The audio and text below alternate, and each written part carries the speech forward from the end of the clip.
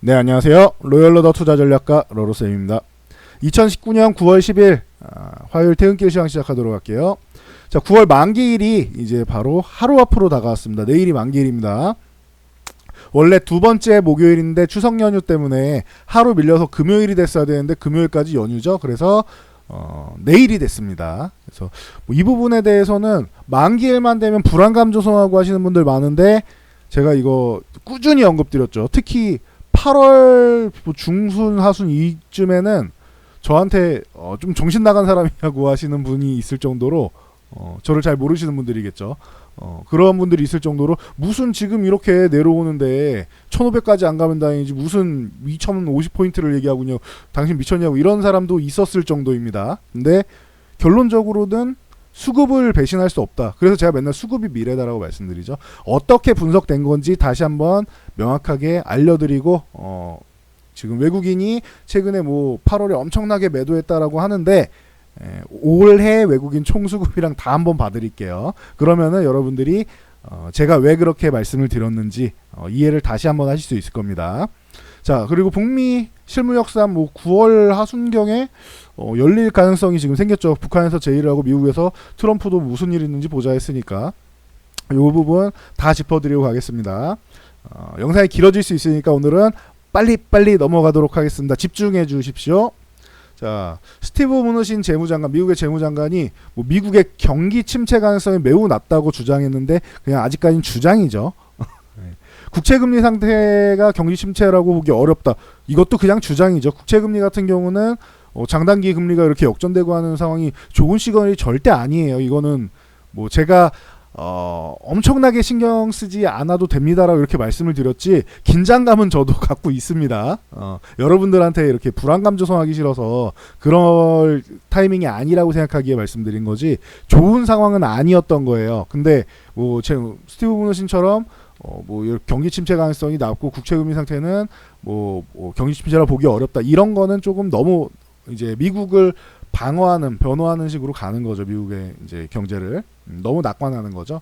그래서 뭐 낙관할 필요도 없고 너무 과도한 우려를 가질 필요도 없는 그냥 현실적으로 보는 게 맞는 것 같습니다. 그거는 미중 무역 협상이 중국과 미국의 양호한 거래를 목표로 진전되고 있다. 물론 이게 핵심 포인트였던 것 같아요. 이 얘기를 하기 위해서 저렇게 경기가 그렇게 침체 아니다라고 얘기를 하는 거예요. 미중 무역 전쟁이 장기화되면은 침체가 될 수 있다. 그렇기 때문에 이걸 빨리 해결해야 된다. 이게 해결이 안 나니까 지금 봄부터 해가지고 4월 중순 이후에 이제 중국이 한번 뒤집었죠. 스탠스를 변경하면서 합의문 쓰다 아예 판을 뒤집어 버렸잖아요. 그리고 강력한 강대 강으로 붙고 있죠. 중국이 한 발 접어주다가 그렇게 해서 이제 장기화에 대한 우려감이 나오면서 국채금리 역전되고 했던 건데 이거를 뭐 그냥 무작정 긍정적으로 보기는 어려운데 그거에 대한 근거로 중국과 양호한 거래를 목표로 진전되고 있다.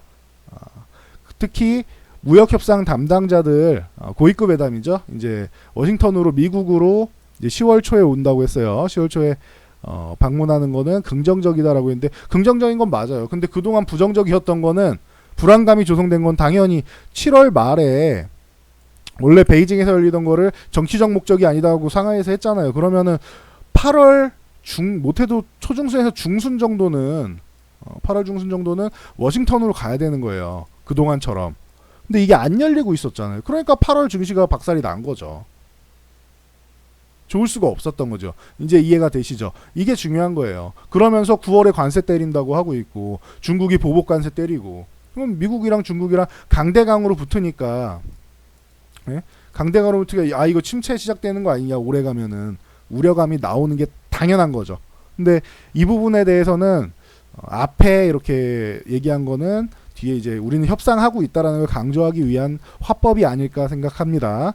참고하시면 될 것 같고 이 만약에 무역 협상에서 성과가 없을 경우도 얘기를 했는데 성과가 없으면은 그냥 트럼프 대통령이 관세 조치를 시행하고 뭐 미국이 이렇게 관세를 걷어들이면 된다 이런 정도로 얘기를 하고 있습니다. 이번에 참고로 10월에는 고위급 회담 이제 들어갈 때 그 양국의 외환 시세랑 환율, 중국 환율 조작국으로 지정했잖아요, 미국이. 그래서 이 부분에 대한 협의도 이제 들어간다라고 얘기를 합니다. 참고하시면 될 것 같아요.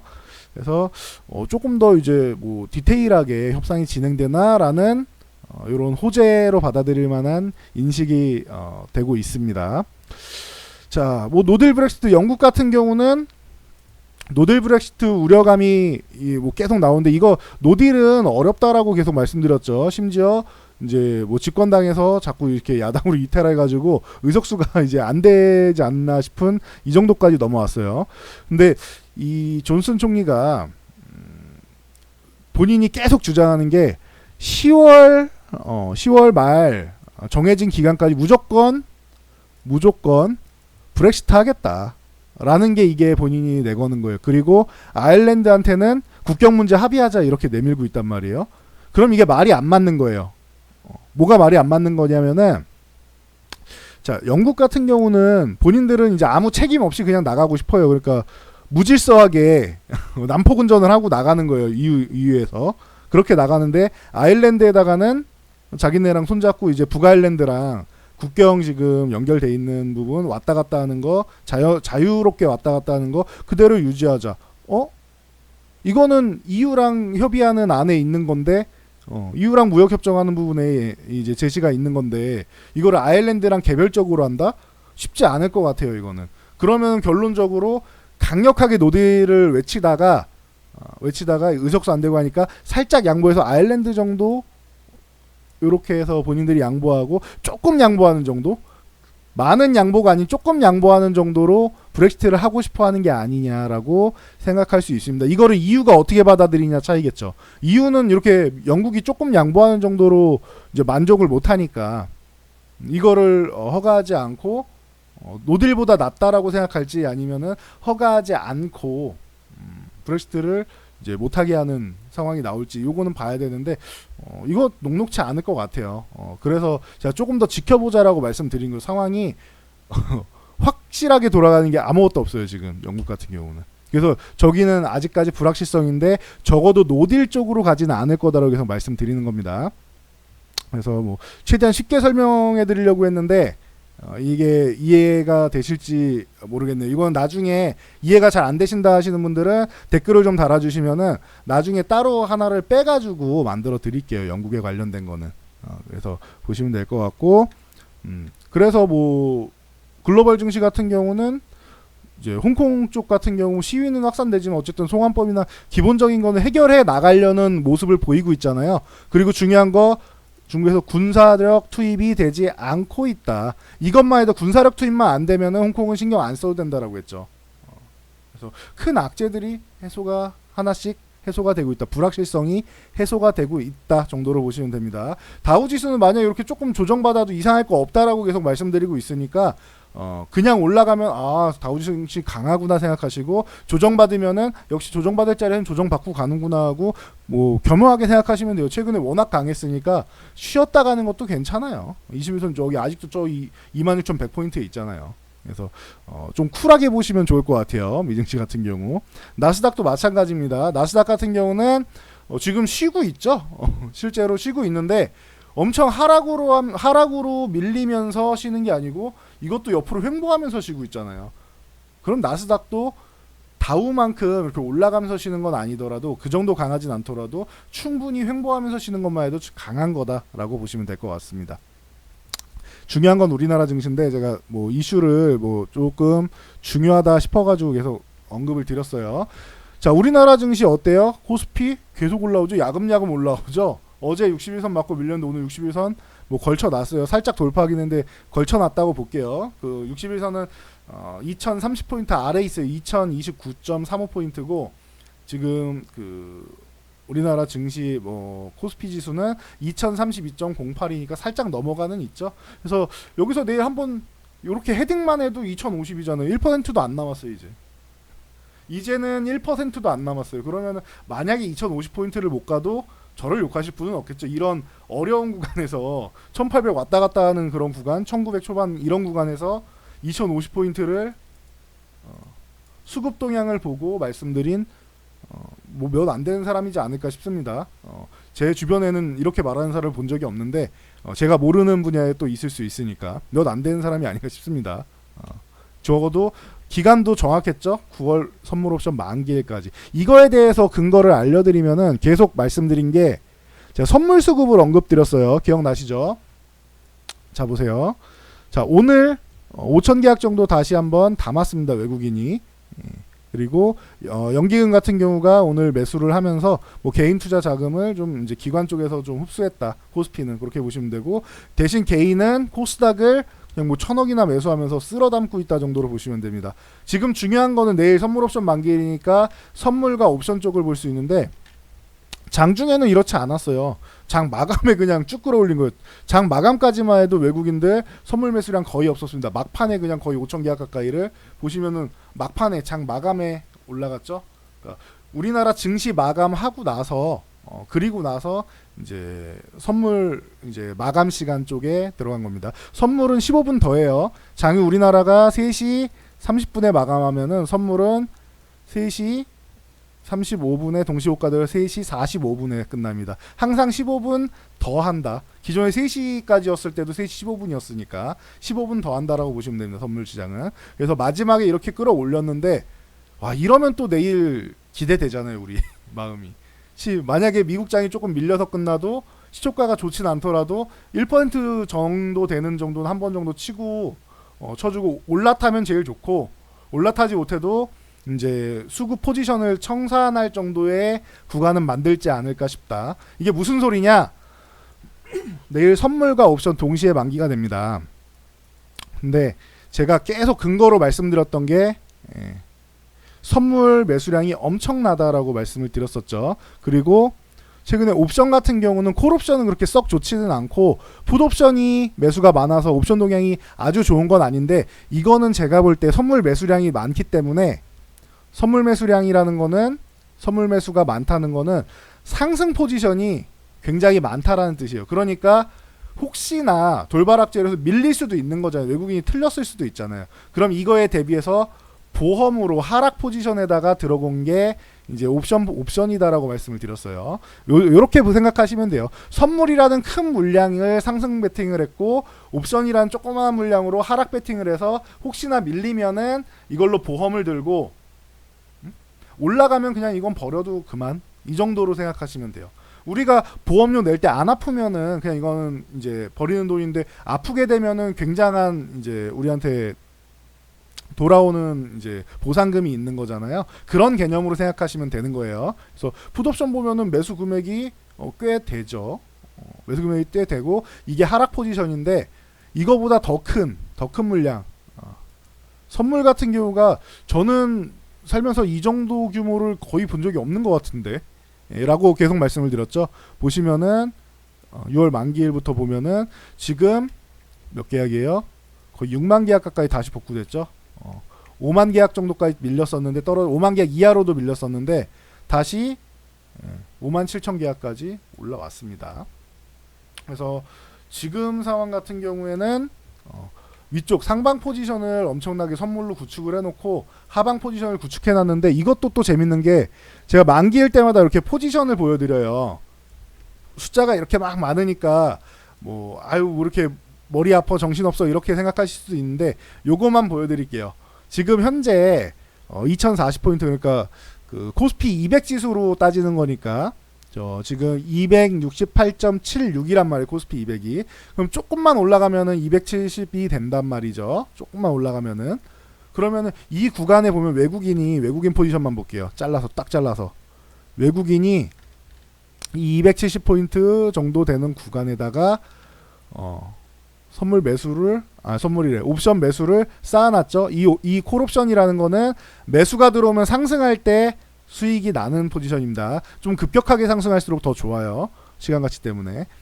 근데 이제 다 따지면 어려우니까 상승할 때 좋은 거다. 선물 매수 상승이고 옵션 같은 경우에는 무작정 올라가는 건 아닌데 적어도 이 270은 넘어가줘야지 수익이 극대화되게 돼 있어요. 외국인들이. 마감에 이렇게 돌파해주면 좋고, 마감이 아니더라도 장중에는 한번 넘어가 줄 수도 있다. 그러니까 어디 2050포인트를 한번 건드려 주거나 돌파 시도가 나올 수 있다. 마감에 넘어가서 한 2670에 안착해 주면 제일 좋은 거고요. 2050포인트에 대한 제가 이렇게 말하니까 자꾸 여기 집착하는 것 같은데 집착이어도 좋습니다. 이 구간에 대해서 거의 다 왔으니까 살짝 건드려 주거나 근처라도 가볼 수는 있겠죠. 넘어가면 제일 좋고.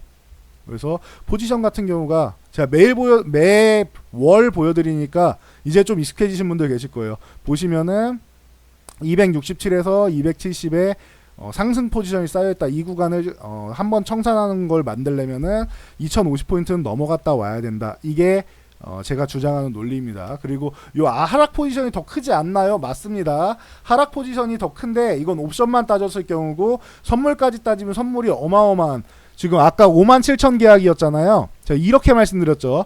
보통 3만 계약 정도만 돼도 이게 대세 상승장이나 되면은 3만 계약만 넘어도 이건 엄청난 상승장이다. 근데 기존에 소폭 매도했던 것도 있고 하니까 선물 매도 롤오버라고 하는데 이 물량이 있으니까, 기존 물량이 있으니까 그 부분을 감안해도 57,000 엄청난 매수량이다. 6만 계약 넘을 때까지도 나왔었죠. 제가 보여드렸죠. 선물이 6만 계약이 넘어가는데 외국인들이 지수를 아래로 내다 꽂을 이유가 없다. 정말 돌바락제가 나와서 이 친구들도, 선물 매수한 친구들도 생각 못한 엄청난 돌바락제 제한 같은 게 나오지 않는 이상 올라간다라고 계속 말씀드렸죠. 그리고 풋옵션은 매수가 나오는데 좋지는 않지만 이거는 선물 매수했던 부분을 줄이지 않는 이상 이거는 보험이다라고 계속 말씀드렸죠. 하락에 베팅했다기보다는 보험이다. 작은 금액으로 혹시나 밀리면은 이제 어느 정도 손실을 복구를 해야 되니까 보험을 든 거고, 이거는 상승하면 버리는 전략이 될 것이다라고 했는데 그대로 버리는 전략이 됐죠 지금은. 네. 그래서 수급을 보고 이렇게 판단 드린 거예요, 여러분. 제가 뭐 다른 엄청난 게 아니고 여러분보다 웬만한 사람들보다 지수에 대해서 이렇게 수급 분석하는 거는 조금 더 그동안 정확하게 보면서 분석을 해드리지 않았나 싶습니다. 예, 그래서 참고하시면 될 것 같고요. 그리고 주식 같은 경우도 외국인들이 주식 너무 많이 팔지 않았나요? 라고 말씀하시는 분이 있더라고요. 이 부분에 대해서도 알려드릴게요. 자, 8월에 외국인 주식 매도량이 얼마 이렇게 나오잖아요. 9월에 다시 사기 시작하죠. 9월엔 다시 사기 시작했으니까 8월로 넘어가 볼게요. 8월만 볼게요. 그래서 8월에 2조 원이 넘었습니다. 매도량이 이렇게 나왔단 말이에요. 뉴스 같은 데서. 근데 제가 이거 뭐라고 했냐면은, 자 보세요. 이거를 미리 말씀드린 게 언제냐? 4월 달부터 말씀드렸어요. 자, 뭘 보고? 환율 보고. 지금 환율 여러분들 1200원 넘어와 있는 것만 보셔서 그러지 제가 딱 이날 말씀드렸을 겁니다. 이렇게 돼 있을 때, 이렇게 돼 있을 때, 여러분 1150원 넘어갔네요. 4월 24일이죠. 1150원 넘어갔네요. 이거 이대로 끝나지 않습니다. 이거 환율이 추세적으로 상승할 가능성이 있습니다. 라고 하면서 1190원이 굉장히 저항이다 라고 말씀을 드렸죠. 1190원이 강력한 저항이고 1170원 정도에서 이렇게 맞고 이제 조정을 받으면 제일 좋은 건데 1170원 돌파하면 그냥 1190원까지는 간다고 생각하세요 라고 했죠. 왜? 환율은 아무 때나 이렇게 움직이지 않아요. 이슈가 있을 때 움직인단 말이에요. 큰 이슈가, 환율이 움직일 만한 이슈가. 어떤 이슈? 이때 4월 하순에 중국이 브렉시트라네. 미중 무역 협상 협상문이랑 막 다 쓰고 있다가 단어 하나 가지고 얘기하고 그 영어만 하면 중국어로 번역했을 때 니들 마음대로 해석할 수 있으니까 중국어로도 중문으로도 하나 협상을 만들자. 협상문을 만들자. 이렇게 해가지고 막 얘기 나오고 있던 거를 거의 다 된 것처럼 보였잖아요. 4월에는. 이거 뒤집어 버렸죠, 중국이. 그러면서 여기 돌파할 때 제가 말씀드린 거예요. 이 이슈는 1200원을 한 번 정도는 돌파할 텐데, 찾아보시면 나옵니다. 1200원을 돌파할 텐데 1190원에서는 한번 저항을 받을 수 있다. 1170원에서 꺾이면은 1200원을 그냥 터치하고 이렇게 살짝 건드리고만 올 수 있을 거고, 1190원까지 가면은 이건 1200원을 넘어간다. 한 번에 넘어가지 못하더라도 쉬었다가라도 넘어간다. 왜? 환투기 세력이 이것만 기다리고 있는 거예요. 환율로 이제 하는 환투기 세력이 이것만 기다리고 있는 거예요. 이것만 계속. 맨날 이렇게 움직임이 있는 게 아니잖아요. 보시면은 계속 횡보만 하는데 이렇게 움직임이 크지 않아요. 평소에는 보시면은 이 구간 보면은 계속 그냥 횡보하죠. 큰 움직임이 없죠. 그러다가 한번 건수 잡으니까 1190원까지 한번 도달하고 1200원은 돌파 못하고 밀렸다가 1150원 중요한 구간 여기 돌파할 때 제가 시그널이 나온 거라고 했죠. 1150원까지 와서 지지받고 결국은 넘어갔죠. 결국 넘어갈 거라고 제가 말씀드렸죠. 한번 대신 넘어갈 때 어떤 현상이 나오느냐도 말씀을 드렸어요. 넘어간다고 그냥 불안감 조성만 한 게 아니었죠. 그때 제가 말씀드린 게 뭐였죠? 그때 제가 말씀드린 게 뭐였죠? 저렇게 1200원을 넘어가면은 그때 외국인들은 차익 실현이 나온다. 이렇게 말씀드렸죠. 그래서 주식 매도가 나올 수 있는데 놀라지 말아야 된다. 그거는 자연스러운 일이다 라고 계속 말씀드렸죠. 이게 뭐 꺼졌네요. 그래서 자연스러운 현상이다라고 말씀드렸고 이 구간에서는 계속 매도가 나왔죠. 그리고 1200원 붙어보면서부터 어떻게 됐어요? 9월 달에 수급 동향 보면은 다시 최근에 매수가 들어오고 있네요 라는 말씀을 드렸죠. 기억나시죠? 매수가 들어오고 있네요. 이거는 환율이 1200원 쪽으로 붙어오면서 외국인 수급이 다시 뭐 정상화 되는 거다 이렇게 말씀을 드렸는데 뭐 그대로 되고 있는 것 같습니다. 제가 볼 때는 제 눈에는 그냥 그대로예요. 보시면은 자 주식을 그래서 올해 얼만큼 매도했느냐 이걸 보여드리면은 8월 달에는 2조 2천억 원인가요? 요 정도 매도를 했잖아요. 2조 2천억, 그래 2조 3천억이라고 할게요. 요 2조 3천억 매도했는데 요거 자 올해 1월부터 한번 봅시다. 1월부터 해서 외국인 주식 매수가 장난이 아닙니다라고 제가 계속 말씀드렸죠. 2조 3천억 원을 매도했음에도 불구하고 한 달 동안 그럼에도 불구하고 아직도 4조 5천억이나 외국인은 매수 우위 상태입니다. 그래서 제가 외국인이 주식을 던졌다가 아니고 저 앞에서 샀던 거 수익 났으니까 환율까지 좋으니까 한번 차익 실현한 겁니다라고 표현을 했죠. 외국인이 주식을 매도했습니다가 아닌 차익 실현을 했습니다라고 표현했죠. 이게 다른 분들이랑 저랑 차이점이 아닌가 싶습니다. 이게 단어의 선택의 차이가 있는 거예요. 차익 실현은 수익이 났으니까 환율도 좋고 하니까 일부는 수익 실현한 거잖아요. 그냥 악재라고 생각하고 그냥 무작정 외국인이 이렇게 매도하는데 어렵습니다 이렇게 얘기하는 거랑 다른 거예요. 이 개념이. 그러니까 저는 저 정도 매도 금액이면은 2조 정도? 그 정도 금액이면은 물론 큰 금액은 맞습니다. 큰 금액이지만 이거는 올라올 수 있다. 왜? 선물에 힘입어서. 선물이 얼마나 이렇게 강하게 매수를 해줬습니까? 선물이. 이 시그널을 보고 반등의 실마리를 잡지 못한다면 그거는 수급 분석하는 사람이 아니라고 생각합니다. 저는. 그래서 뭐 이 정도까지만 말씀드리면은 근거는 충분히 됐겠죠. 환율이랑 수급이랑 대변수랑 다 보고 말씀드린 거예요. 그러면서 대변수 미중 무역 협상 저 부분이 해결이 돼야 된다라고 했는데 해결이 지금 되고 있죠. 그러니까 서로 합의를 이뤘다는 게 아니고 워싱턴으로 가야 된다라고 했잖아요. 그게 외국인들이 생각할 때는 9월 초중순에 저게 워싱턴으로 갈 걸 예상하기 때문에 된 게 아니겠느냐. 9월 중순은 안 된다. 추석 때문에. 중국은 중추절이라고 하죠. 중순에 나올 것 같지는 않다라고 했습니다. 그래서 초에서 초중순 사이에 해야 되고 안 그러면 10월로 밀리니까. 빨라야 9월 말이고 10월로 밀리니까. 근데 결론적으로는 10월로 밀렸어요. 그래도 지금 서로 대화를 하고 있다는 거에 더 중점을 맞추는 거예요. 워낙 우려감이 심했으니까 대화를 한다라는 것 자체만으로도 지금 호재가 되고 있다. 그래서 말씀드렸던 부분 외국인들도 손해보기 싫잖아요. 그러니까 본인들 수급대로 이렇게 끌고 올라왔죠. 근데 우리나라만 올라온 게 아니라 전 세계 글로벌 증시가 다 올라왔잖아요. 외국인들은 이걸 예상한 거예요. 그러니까 우리만 워낙 약세이고 힘들고 어려우니까 이거를 이거 주식 다 팔아야 되는 거 아니야 이렇게 우리를 심리를 악화시키려고 이렇게 밀어내린 거지. 결론적으로 외국인들은 결국엔 이렇게 끌고 올라오잖아요. 외국인들이 끌고 올라오잖아요. 이렇게.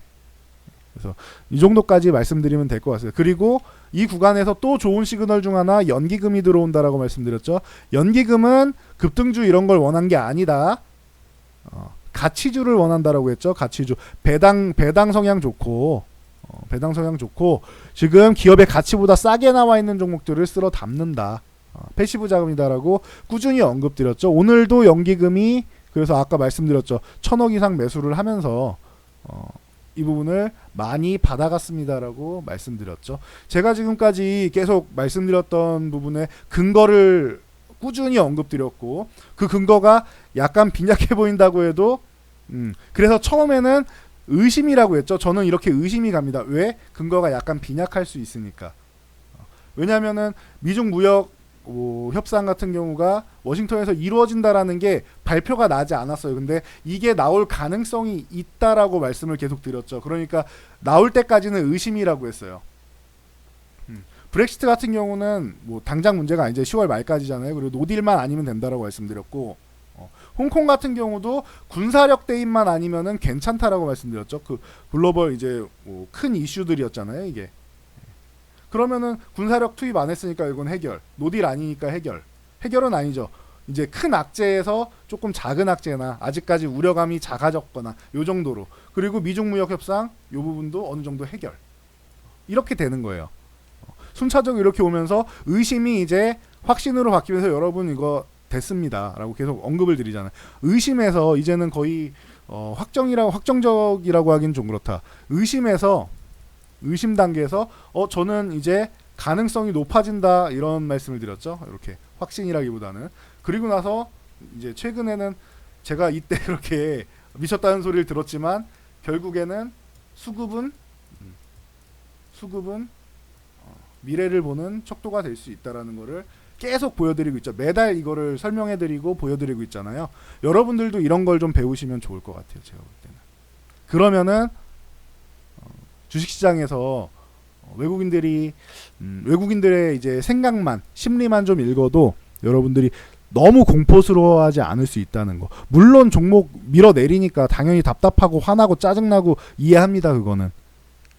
근데 적어도 1,500 갑니다 이런 얘기를 가지고 저한테 들고 오셔가지고 아이고 걱정됩니다라고는 안 하실 거 아니에요. 얼마나 걱정되셨겠어요. 그분은. 이런 얘기를 누가 하셨는지 전 모릅니다. 그냥 저한테 말씀하신 분이 계셔가지고 그거는 저랑은 생각이 다릅니다라고 뭐 틀렸다라고 할 수는 없잖아요. 뭐 결과가 나온 게 아닌데 이분도 이분 생각이 있으셨을 거고 근거가 있으셨겠죠. 근데 저랑은 생각이 다릅니다라고 말씀을 드렸죠.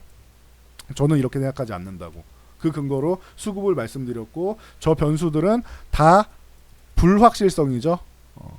불확실성이고 불확실성은 해소가 될 수 있다.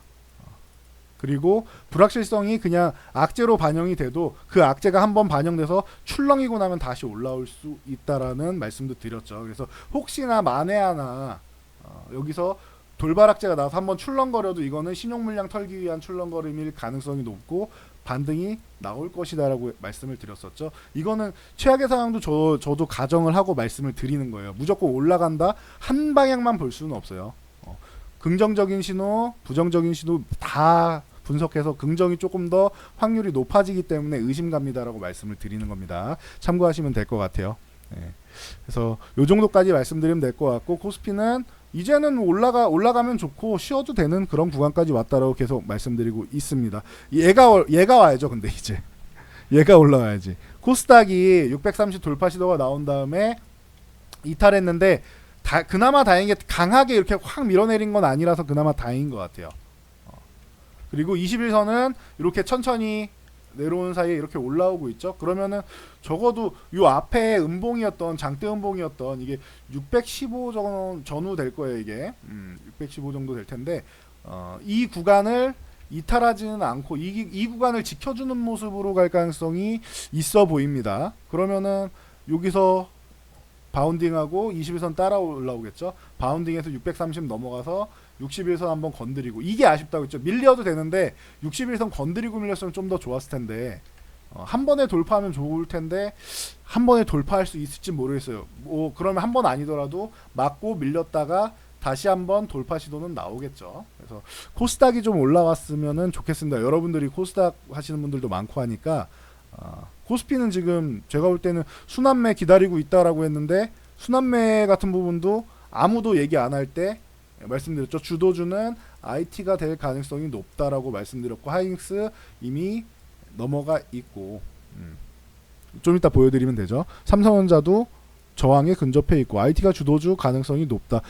뭐 거의 확실시 되고 있죠. 그리고 순환매가 나와야 된다. 얘네가 쉬어야 될 타이밍이 왔는데 이제 쉴 때 순환매가 나와야 된다. 소외주들 와야 된다 했는데 갑자기 뭐 대신증권 같은 증권주가 막 올라오고 석유화학주들 올라오고 소외받았던 뭐 엔터주들 올라오고 다 올라오고 있잖아요. 하나씩 순환매 돌면서 이런 움직임이 필요했다라고 했던 꼭 필요합니다라고 했던 것들이 다 올라오고 있죠. 그래서 저는 지금 시장이 오히려 좀 더 뭐 희망을 볼 수 있지 않겠느냐라고 생각을 합니다. 참고하시면 되고요. 자, 삼성전자 저항에 근접했다라고 말씀드렸죠. 47,000에서 47,500 이 구간이 저항이라고 말씀드렸고 이번에는 한 번이든 두 번이든 두들기면 돌파할 가능성이 있다 라고 말씀드렸는데 벌써 올라왔습니다. 불안하신 분들은 여기서 한번 정리하고 47,500원 안착하면 재매수 하시면 되고요. 나는 또 배에 힘 꽉 주고 버티겠다 하시는 분들은 버티면은 지가 밀려봐야 또 여기겠죠. 43,000에서 44,000 이번에는 여기까지 안 밀릴 거라고 저는 생각하는데 요즘 시장이 뭐 예상대로 돌아가지는 않잖아요. 안 밀릴 것 같다라고 생각은 하지만 밀릴 수도 있는 거예요. 그러니까 기존에도 이렇게 배에 힘 빡 주고 가실 분들은 이 구간에서 그냥 차라리 더 사시면 됩니다라고 말씀드렸죠. 똑같은 전략 하시면 될 것 같아요. 근데 지금은 이때보다는 오히려 시장은 좀 더 이제 반등 구간이기 때문에 시장은 좀 더 흐름은 좋다라는 거 알고 계시면 될 것 같고 삼성전자가 돌파할 때 2050포인트를 돌파하면은 금상첨화다라고 말씀을 드렸죠. 참고하시면 될 것 같습니다. SK하이닉스 같은 경우가 먼저 저항을 돌파했다. 그리고 돌파한 다음에 지지력 테스트를 11,000원까지 내려오지 않고 위쪽에서 지금 횡보하면서 기어가고 있다. 너무 좋죠. SK하이닉스는. 너무 좋죠. 이런 주식이. 그러니까 SK하이닉스는 제가 뭐 가도 저항 가도 다 팔지 말고 좀 들고 계세요라고 계속 말씀드리고 66,000원 가면은 다시 사세요. 혹은 이탈했을 때 회복할 때라도 사세요라고 계속 말씀드리는 게 그래서 그런 겁니다. 하이닉스는. 보면 나오잖아요.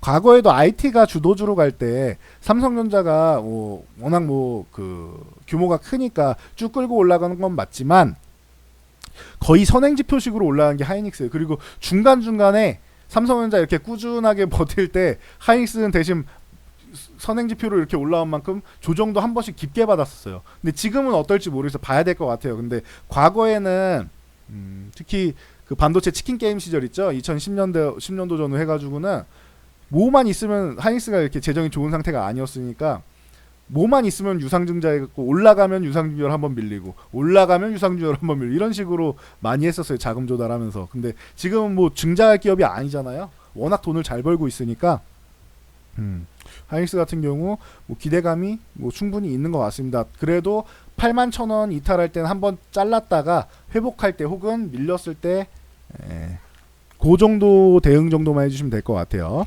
마지막으로 셀트리온